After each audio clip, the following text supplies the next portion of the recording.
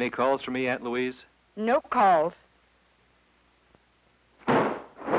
You're going to break something doing that. Yeah, okay.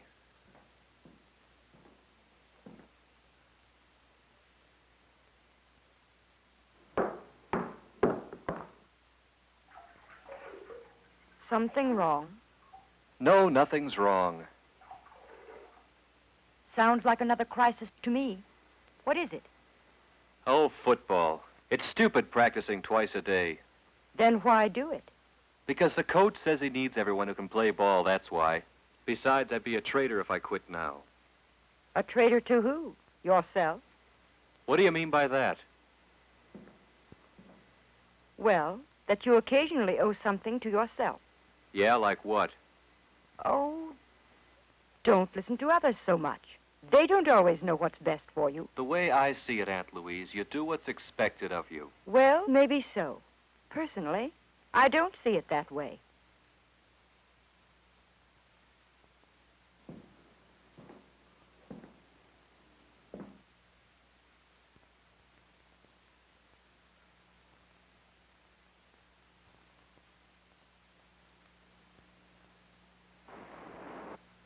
Sharon's on the phone.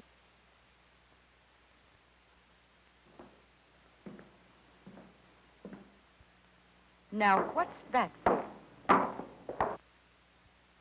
You've been acting awfully strange lately.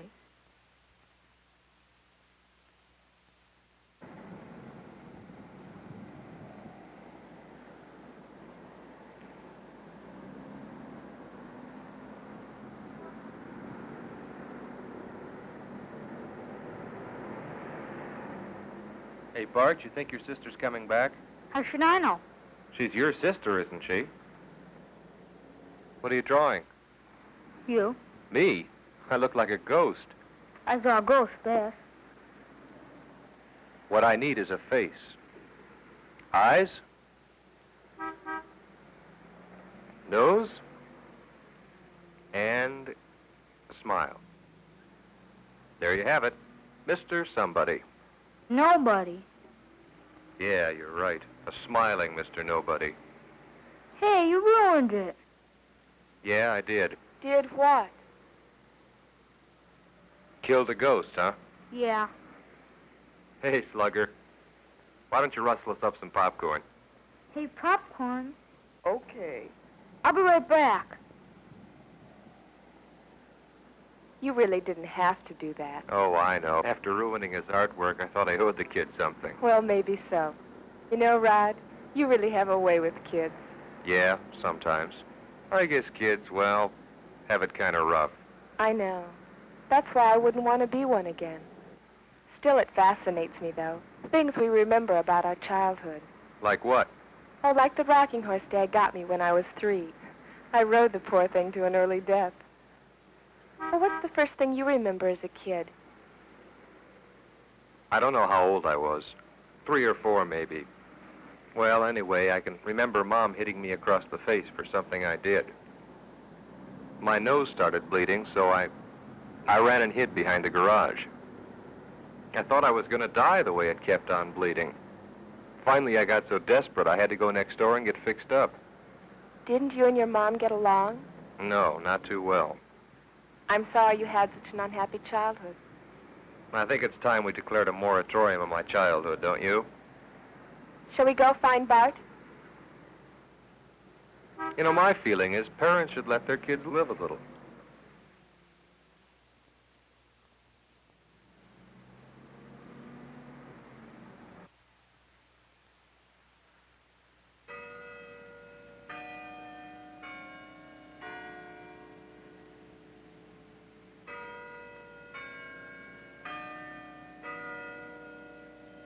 She's probably already there. My sweet little no problems to bother her Sharon. Now that's the way it should be. All clear as a photograph.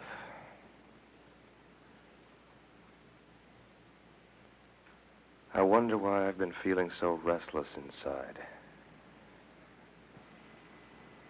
I didn't used to feel that way. Why the confusion? think a guy my age would have it all figured out. Instead, you're just one big knot inside. Why? Is it because you think too much? Or is it something else? Now, maybe it's just Sharon. She keeps asking all those questions. What does she want to know, anyhow? She'd think I had some big mystery locked away inside. Hi. I'm sorry I'm late. Guess I'm late, too. You looked as though you saw a ghost. Did I startle you? No, I was just tossing around some big thoughts. Happy thoughts, I hope. Well, not exactly. You see, I was, well, questioning myself. How's that? Oh, it's just this thing I sometimes feel about myself. Oh? Yeah, you know. About the way you are. You mean the kind of person you are? Yeah. You don't seem too happy about it. Well, I keep having this feeling that, how should I put it? That I'm not too real anymore. I don't think I understand, Rod. Oh, you know, this feeling that you're always doing something for everybody else. You know, that you're being manipulated by the school, your friends, everybody. I think we all feel that way at times. Oh, I don't know. I feel choked by it all. Now, take this sweater, for instance. It's supposed to mean I'm a campus hero, a gladiator. And these glasses, they're nothing but a substitute for brains. You see, underneath all this junk, I feel like I'm lost somewhere.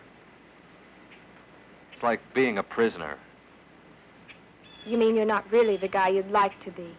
Yeah, something like that.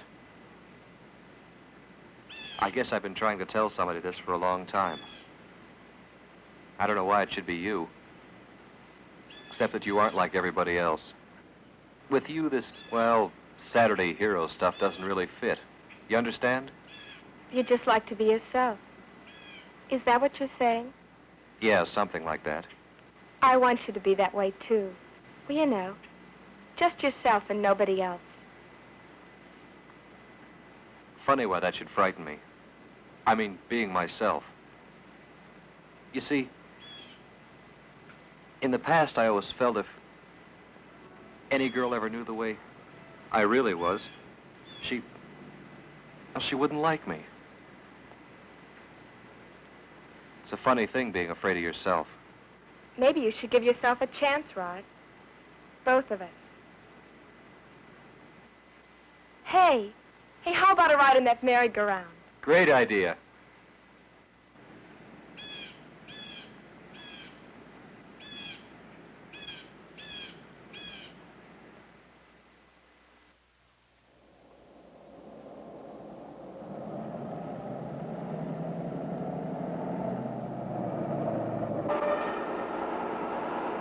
I'd be standing on the platform with Mom, and he'd wave down from his cab.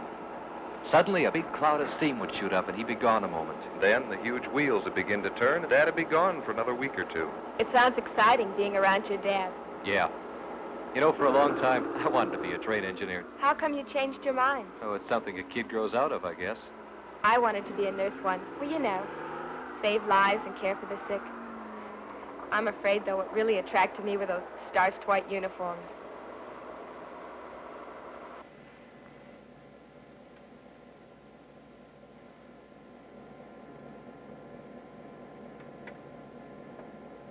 Carefully don't touch anything. You could fry us both if you touch the wrong switch.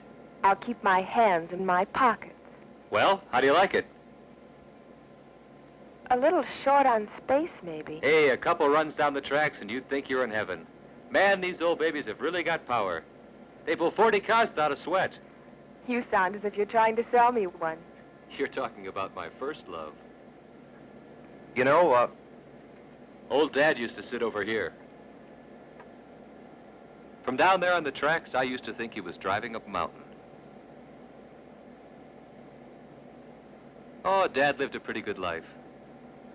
Maybe not enough at home. That left me and the old lady all alone. I don't have to tell you what that was like. Is he still driving trains? No. No, he got killed by one, he and Mom. I didn't know. Yeah. They got hit by the B&J rocket one evening. I was hardly in bed when a cop called and we went down to look at the wreckage. Everything was pretty busted up. I was 15 or so at the time. It must have been hard to lose your parents that way. Yeah. I came back the next day and stood around the wreckage an hour or more, trying to make sense out of it. But there wasn't any. Not that afternoon, anyway. The only thing that added up was how pointless it all was. I mean, their lives. I'm afraid I don't know too much about death. I haven't even been to a funeral yet. I wish I knew what it all meant. They put you down here and then suddenly you're gone. It's like erasing zeros. One of these days, I want to go back to the railroad crossing. I haven't been there in a long time. I think you should, Rod. Well, you can't tell. It might even make sense this time. It might even make sense this time.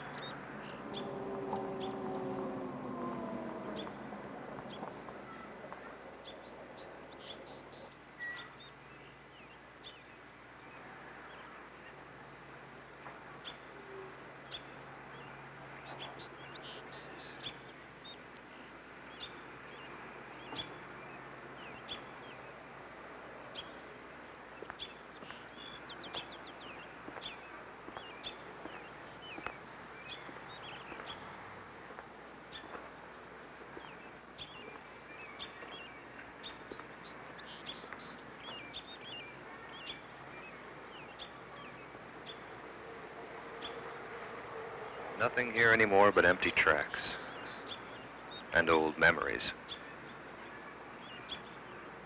No, I don't know. It's all so remote now, our lives together.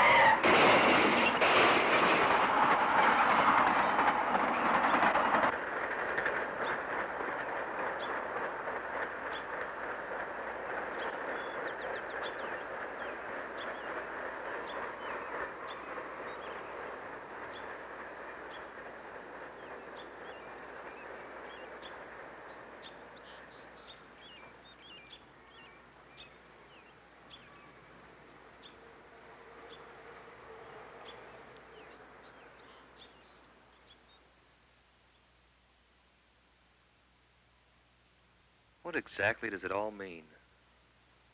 Their lives. My own. I don't know. You think you owe it to yourself to be what you are. You keep thinking you fit in somewhere, behind some common denominator. Only it doesn't work. What you're really trying to hide is how empty you are inside.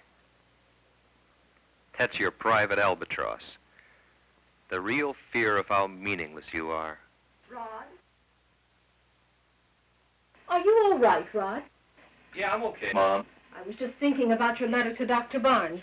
Have you finished it yet? No, not exactly. Now, what is that supposed to mean? Well, that I haven't started it yet.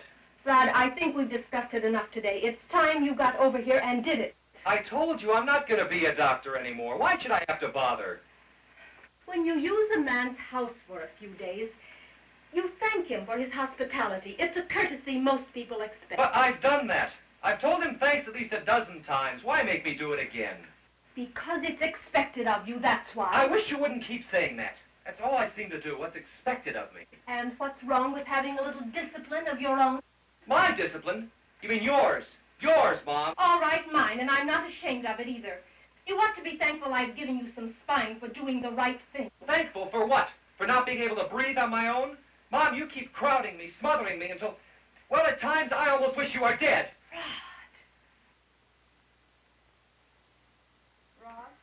Rod? Can I come in a minute? Oh, sure. Are you resting? No, I was just thinking about Mom, about going to the cemetery.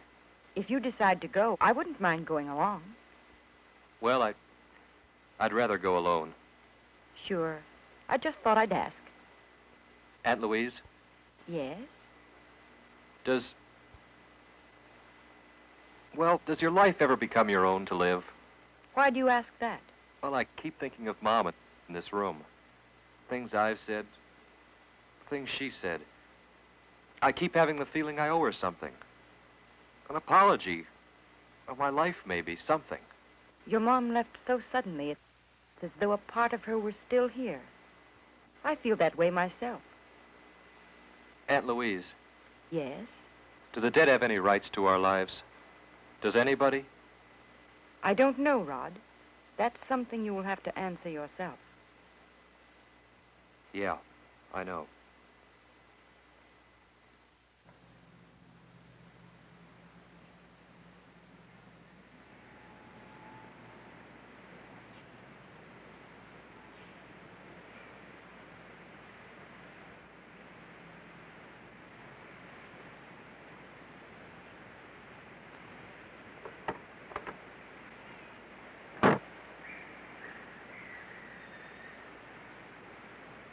Strange about these country graveyards.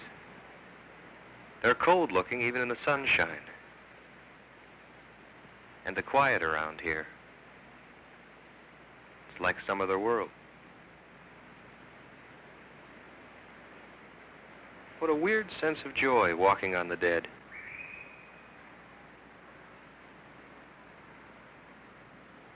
All these gravestones.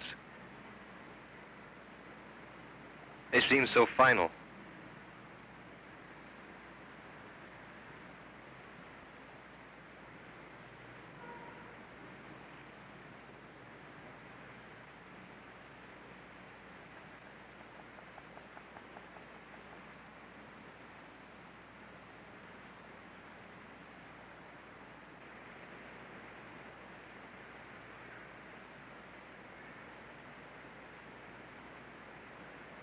How physical it all is. This rough stone, sun, even the wind against my face. And the same wind inside. Opening doors.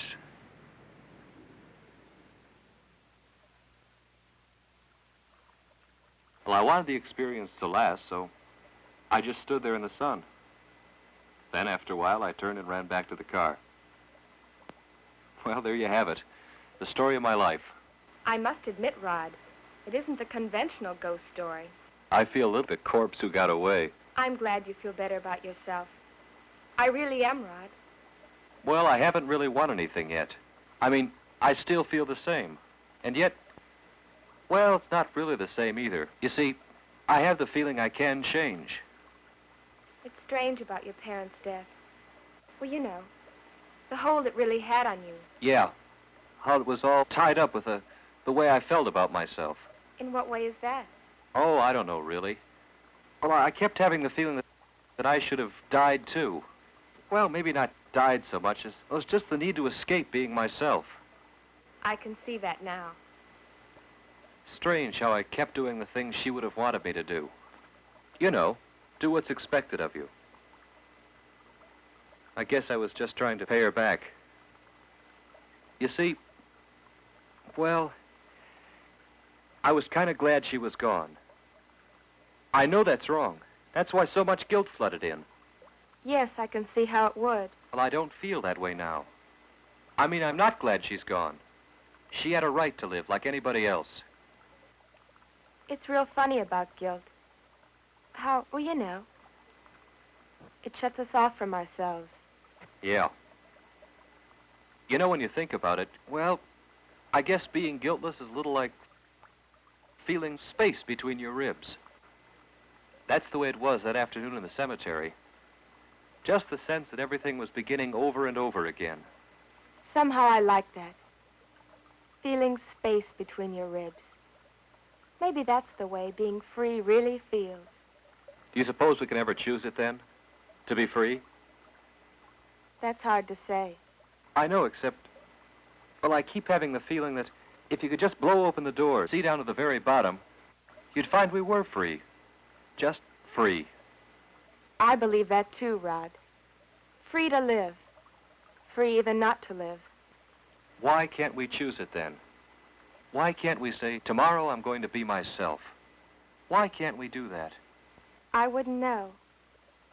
Maybe it's, well, most of us feel more secure behind old masks. Like a prisoner feels secure, huh? It takes real courage to live for yourself. You know, when you stop and think about it, there's no real challenge in just staying alive. I mean, the real thing is to make something out of what you are. That's the whole shooting match. Rod, you sound as if you've got a chip on your shoulder looking for a fight. Well, I guess it's because for the first time in my life, I feel tough enough inside to want to fight for myself. That sounds real encouraging, Rod. And if you weren't such a pretty girl, I'd make you my manager. Oh, I could learn to smoke cigars and wear a black derby. Would that help any? Well, now, I'll think about it.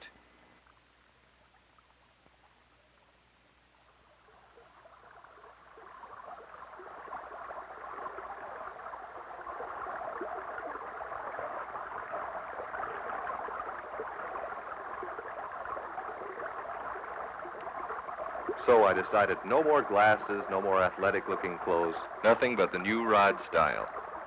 Have you figured out what it is yet? Well, now that you mention it, not really. Well, I think I'm making headway, but after borrowing styles for 20 years, it's kind of hard to create one of your own.